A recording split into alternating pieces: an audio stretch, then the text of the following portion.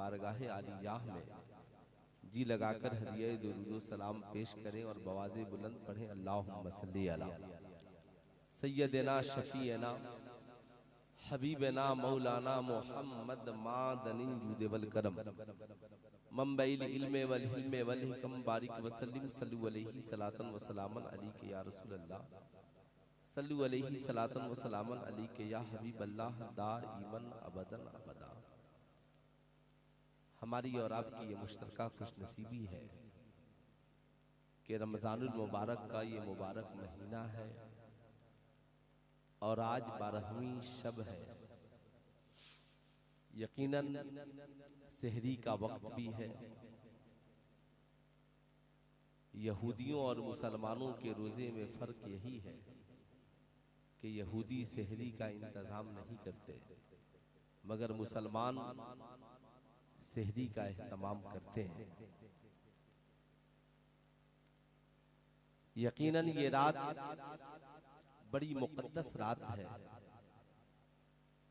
हुजूर फ़क़ीह इस्लाम मुबल्लिगे इस्लाम मुहाफ़िज़े मसलके आला हज़रत नाशिरे मसलके आला हज़रत हजारों नहीं लाखों उलमा के उस्ताद मजहबे हक व सदाकत के अजीम दाई अजीम मुबल्लिग हुजूर उस्ताजुल उलमा शेखुल मशाइख हज़रत अल्लामा मुफ्ती अब्दुल हलीम साहब के उर्स मुक़द्दस में हम और आप हासिल हैं। मैं मुबारकबाद पेश करता हूँ अराकीन उर्से हलीमी का, खुसूसियत के साथ मौलाना अबू तालिब साहब, अशरफ रजा हलीमी साहब, मौलाना मजहर साहब, आप जुमला हाजिरीन में बज़्म मोहब्बत का हम सब मिलकर ये दुआ करें कि हुजूर आपके करम से दूर कौन है। एक शख्स को हलीमी टूर के जरिया बुला लीजिए और बाकी हम सबको अपने करम से बुला लीजिए। जब उनका करम हो जाए तो फिर बात बन जाती है। न कहीं से दूर है मंजिलें, न कोई करीब की बात है, जिसे चाहे उसको नवाज दे ये दरे हबीब की बात है। आज मैं एक वाकया पढ़ रहा था तो ताज्जुब में था कि इंडिया का एक शख्स कहता है कि मैं अपने कफील के साथ ज़कात का लिफाफा बांटने के लिए अरब के देही इलाके में चला गया। अरब के देही इलाके में चला गया तो बड़ी गरीबी थी और हम लोग लिफाफा बांटते बांटते बालू की रेतीली जमीन पर चल रहे थे। अचानक बॉर्डर की तरफ से एक बूढ़ा शख्स थका हारा मुसाफिर की तरह चला आ रहा था। तो मेरे कफील ने कहा जरा उस बूढ़े से तो मिल ले।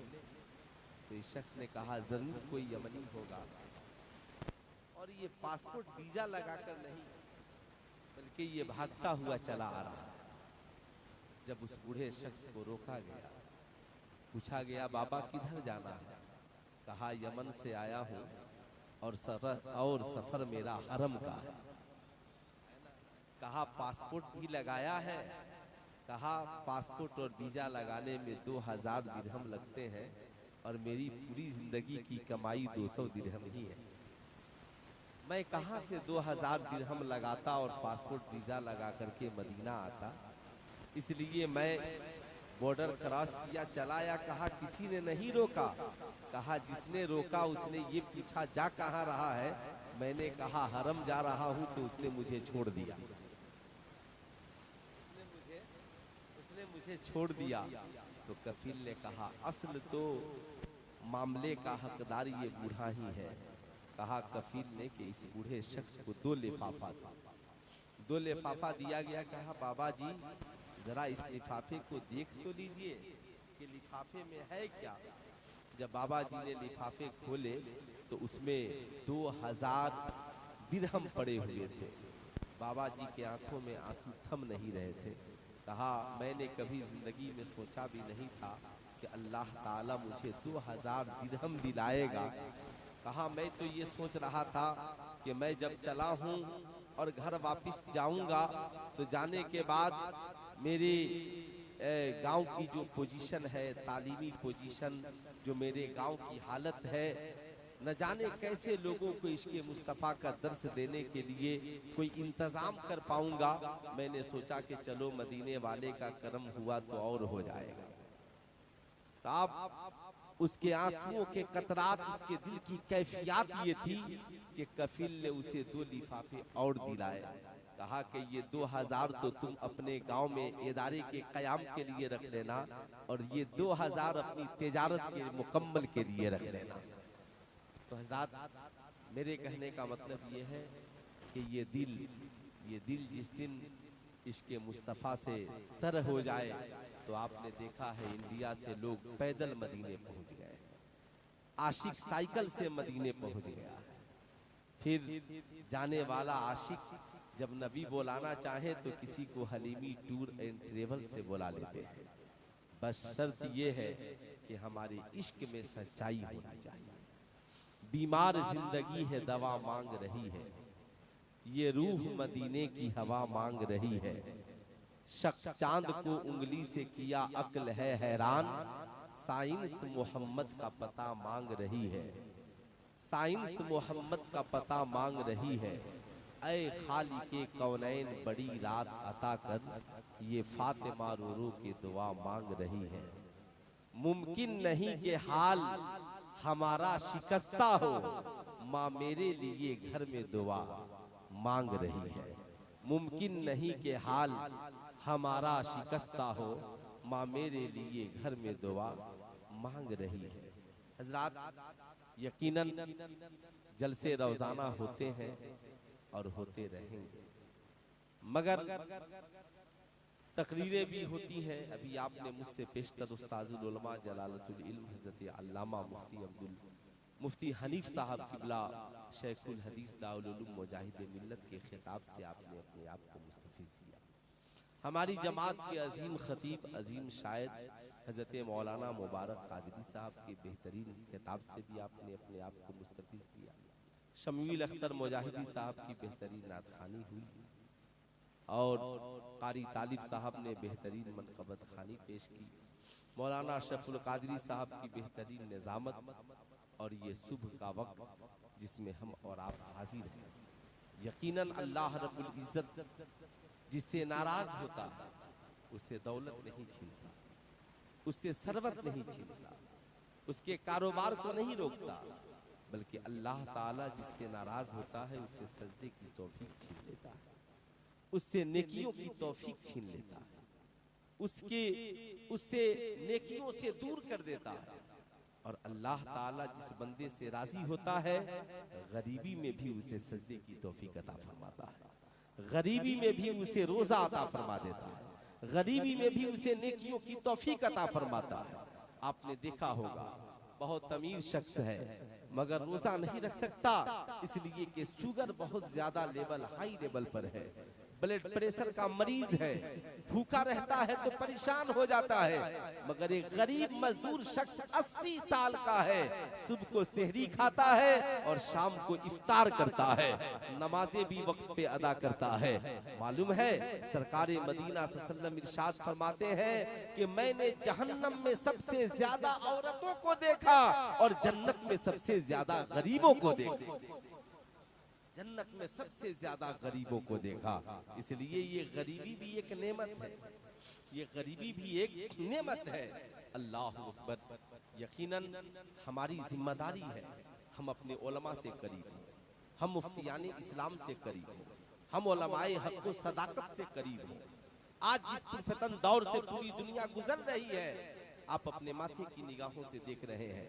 नाम नेहाद इस्लामी ममालिक जहाँ पे बड़े बड़े राजा हैं, नाम मुसलमानों का है मगर काम मुसलमानों का नहीं है।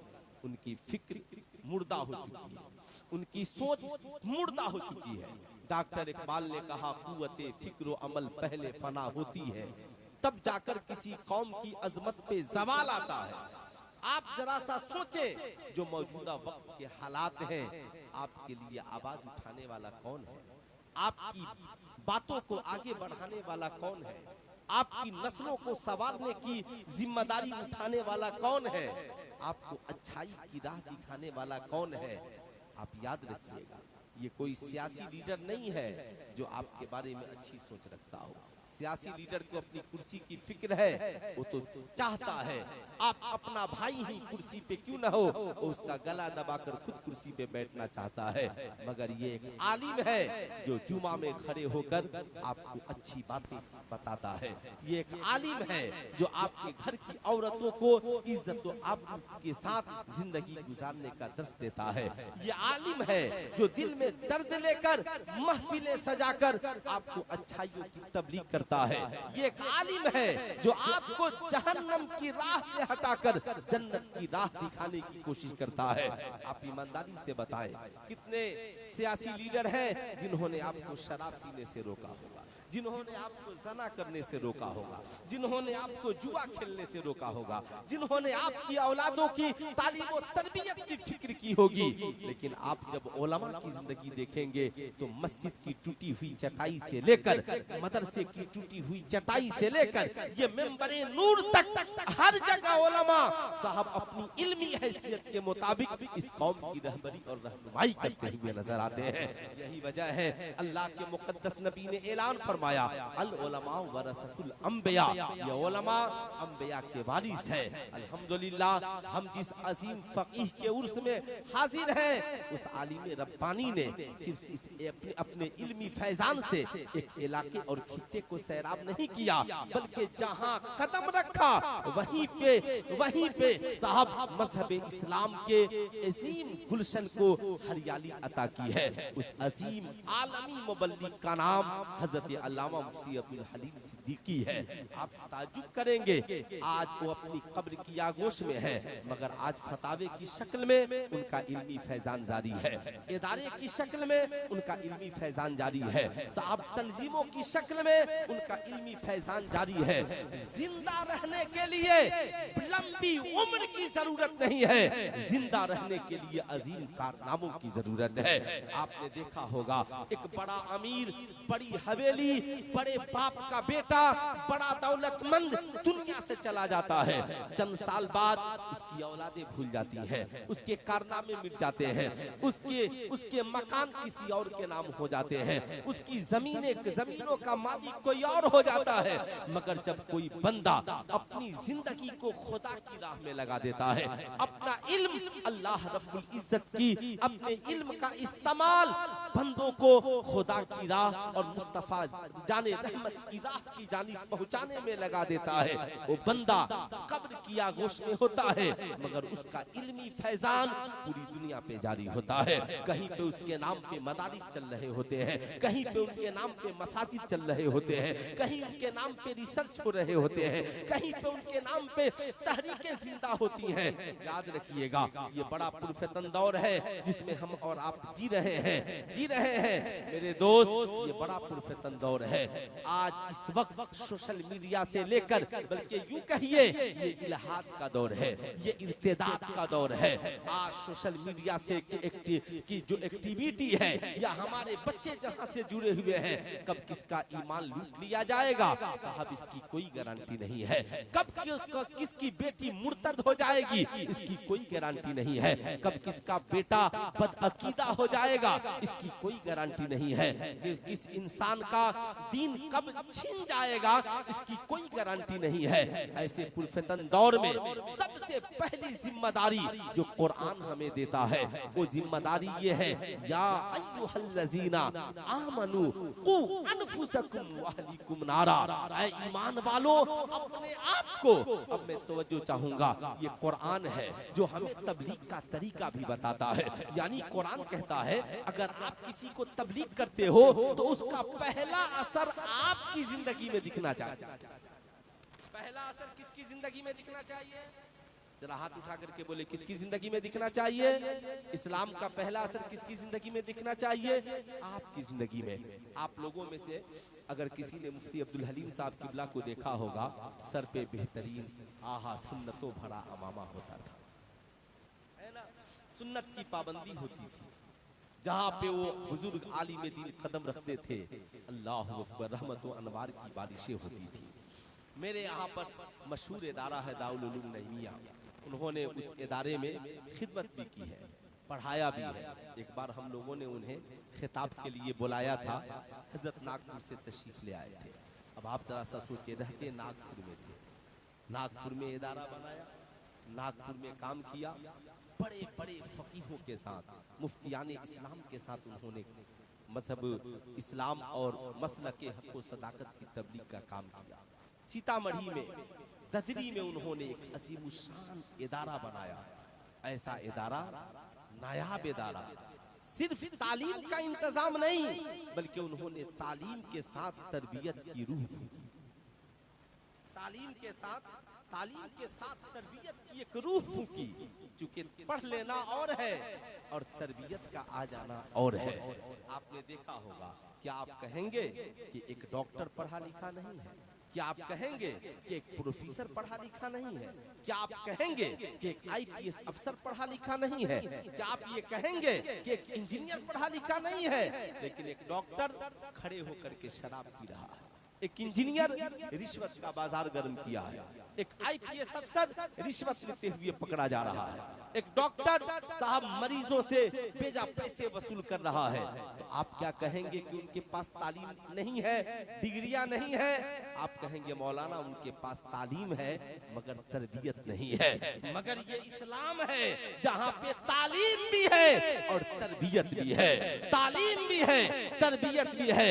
इस्लाम तालीम के लिए कुरान अता करता है, तरबियत के लिए सीरत मुस्तफा मुस्तफा अता करता है।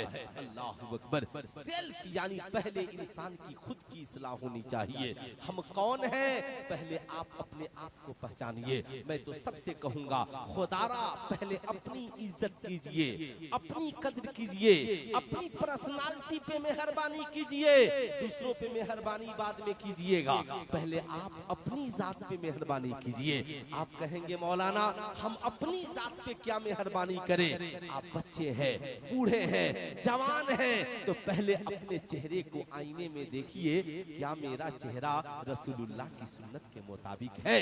क्या मेरा लिबास सरकार की सुन्नत के मुताबिक है? क्या मेरी जिंदगी नबी की सुन्नत के मुताबिक है? क्या मैं खुदा की जिस रब ने पैदा किया है, क्या मैं उसकी बंदगी कर पाता हूँ? क्या मैंने अपने आप को, अपने किरदार पे एहसान किया है? मेरे दोस्त, अपने इखलाक को अच्छा बनाइए, अपने किरदार को बेहतर बनाइए, अपने गुफ्तार को बेहतर बनाइए, पहले अपने आप को बेहतर बनाइए।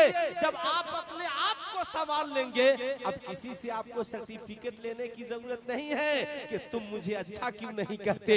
आप नबी की सीरत के साचे में अपने आप को ढालते जाइए, जमाना आपको देखकर आशिके मुस्तफा कहता चला जाएगा। पहले सबक पर सदाकत का, अदालत का, सखावत का लिया जाएगा काम, फिर तुमसे दुनिया की इमामत के लिए मस्जिदों का होना जरूरी नहीं। आप क्या समझते हैं? सिर्फ इमाम वही होता है जो मस्जिदों में नमाजें पढ़ाते हैं, ये नमाजों के इमाम हैं। हम पूरी कौम के इमामत की तैयारी करेंगे, हम पूरे मोहल्ले की इमामत की तैयारी करेंगे, हम पूरी मोहल्ले की तबलीग की तैयारी करेंगे। आज इस फितन दौर से हम गुजर रहे हैं। आज हमारी बेटियां मुर्तद हो रही हैं, आज हमारे बच्चों का अकीदा ईमान बिगड़ता चला जा रहा है, आज हम अमल से खाली होते चले जा रहे हैं। नौजवान नशे की हालत में पाए जाते हैं, औरतें आवारागर्दी की हालत में पाई जाती है, बड़े बड़े कारोबारी नशे की हालत में पाए जाते हैं। उन्हें ये बताया जाता है आत्मा को शांति चाहिए, दिल को सुकून चाहिए, दिमाग को शांति चाहिए, हर शख्स को सुकून चाहिए।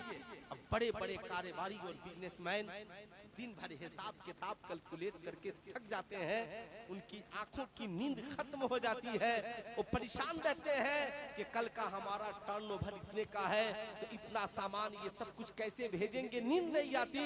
तो माज़अल्लाह आज का तरक्की याफ्ता डॉक्टर कहता है करना क्या है, जब नींद नहीं आती है तो थोड़ी सी ड्रिंकिंग कर लो, सो जाओ, सारी दुनिया से बेखबर होकर ताज्जुब की बात है, दुनिया कहां से कहां पहुंच गई।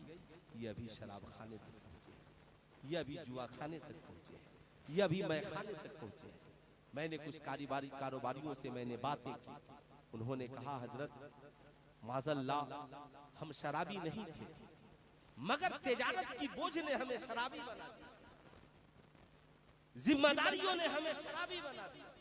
हम शराब नशा के लिए नहीं पीते, हम तो शराब रात में इसलिए पीते हैं ताकि हम कम से कम 8-10 घंटा इत्मीनान से सो सके, कोई मुझे न जगाए, बीवी न जगाए, बच्चे न जगाए। अब वो इंसान शराब पीकर सोया है, बीवी बीमार है मगर वो उठ नहीं सकता, बच्चे बीमार हैं मगर वो उठ नहीं सकता, माँ को, बूढ़ी माँ को पानी की जरूरत है मगर वो उठ नहीं सकता, साहब काल करने वालों के काल आ रहे हैं मगर उठ नहीं सकता।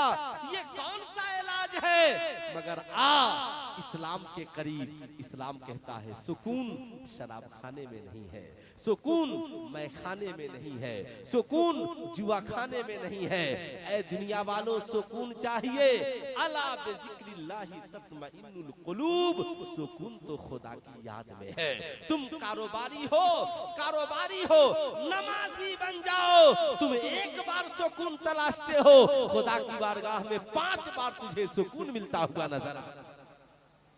सुकून तो नबी की जिंदगी में है, सुकून तो सरकार की सीरत में है ना। सैयद तंजीर साहब है ना, माशाअल्लाह, है ना, ये भी बहुत बड़े कारोबारी हैं। अल्लाह रब्बुल इज्जत सैयद साहब को सलामत रखे, चूंकि हम लोग आले रसूल से बेपनाह मोहब्बत करने वाले। ये तरीका हमें बरेली के सरकार ने इमाम इश्क को मोहब्बत में सिखलाया है। ये बड़ा, जिस दौर में हम और आप जीवित और जिंदा है ना, इस्लामी उसूल को अपनाइए।